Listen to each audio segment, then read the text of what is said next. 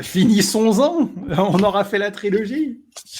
Le dernier, La République des voleurs, des salauds gentilshommes. Après avoir lu et adoré le premier, après avoir chialé devant le deuxième, il fallait que je lise le dernier et quand est-ce qu'arrive la suite? Sans trop spoiler, sans spoiler aucun même, sans spoiler aucun, j'essaye.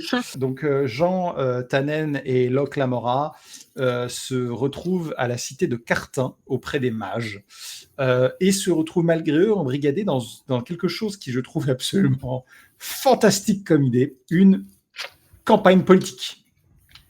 Les mages doivent, pour se faire élire au Conseil des mages, former 2 camps politiques et ils n'ont pas le droit à la magie pour se faire élire. Ils doivent y aller par des moyens classiques, mais par contre, le détournement d'argent, la corruption, le meurtre, alors là, tout est autorisé. Quoi de mieux que de prendre comme responsable de campagne nos 2 arnaqueurs professionnels?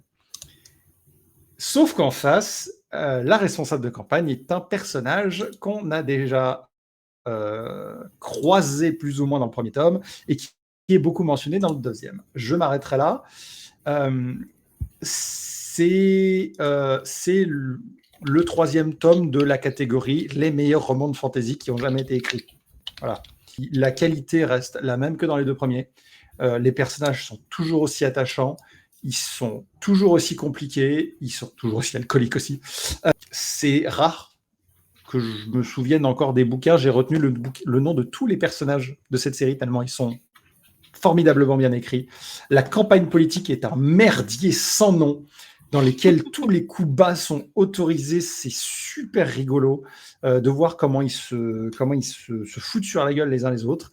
Et ce qui est marrant, c'est que maintenant, ils ont des moyens. Donc, ils ont de l'argent, ils sont entourés de mages, et ils peuvent faire des trucs de fou. Et le livre se termine sur un des cliffhangers les plus putassiers de l'histoire.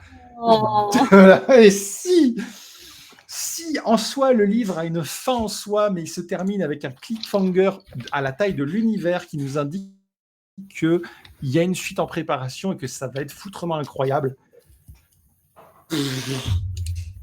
Honnêtement, j'ai jamais lu une série de fantasy qui m'a autant foutu dedans.